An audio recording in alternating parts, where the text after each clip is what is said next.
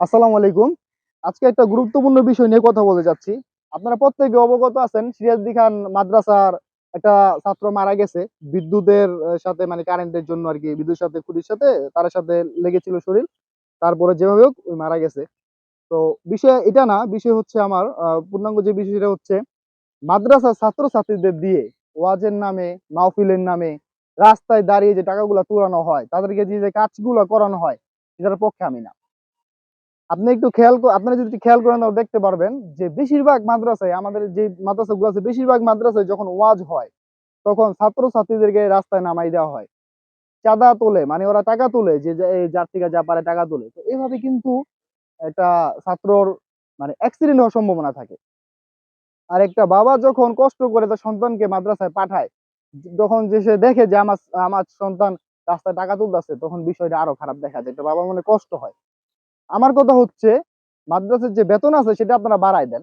প্রয়োজনে মাদ্রাসার বেতনটা বাড়ায় দিয়ে এই কাজগুলা করায়েন না।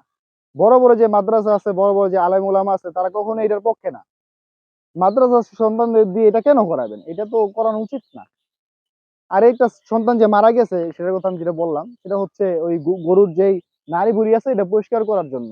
কেন? এটা পরিষ্কার করার জন্য আপনারা মাদ্রাসার কর্তৃপক্ষ যারা আছেন আপনারা এটা কেন করাবেন? আপনারা লোক রাখেন। ওদেরকে দিয়ে যে করাইতে হবে বিষয়টা তো এরকম না। যে লোক এটা গরু দিতে পারছে ১ লাখ ১.৫ লাখ টাকা এটা গরু দিতে পারছে আর ২-৩ হাজার টাকা হইলে কি একটা লোক রাখা যেত না? অবশ্যই যেত। তো পূর্ণাঙ্গ বিষয় এটা না, আমার বিষয় হচ্ছে যে মাদ্রাসার ছেলে-পেলেদের দিয়ে কখনোই রাস্তাঘাটে টাকা তোলানো বা বাসায় গিয়ে কোনো কিছু তোলানো আমি ভালো মনে করি না। আমি এটা ভালো মনে করি না এজন্যই কারণ আমার সন্তান আছে। আমার সন্তানকে যখন আমি মাদ্রাসায় পাঠাবো, যখন দেখবো আমার সন্তান এরকম করতেছে, রাস্তাঘাটে টাকা তুলতেছে, মানুষের বাসায় বাসায় গিয়ে টাকা তুলতেছে, সবাই তো আর একরকম না। কেউ তাদের সাথে খারাপ বিহেভিয়ার করব, খারাপ আচরণ করব, সেটা তো আমি মেনে নিতে পারব না একজন বাবা হিসাবে।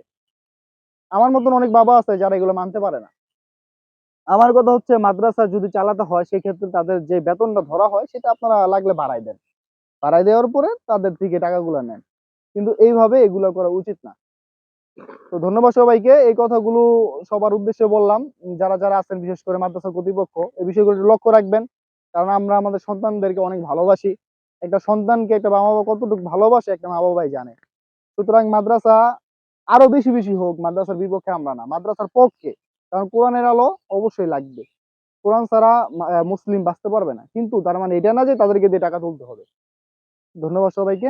আসসালামু আলাইকুম ওয়া রাহমাতুল্লাহ।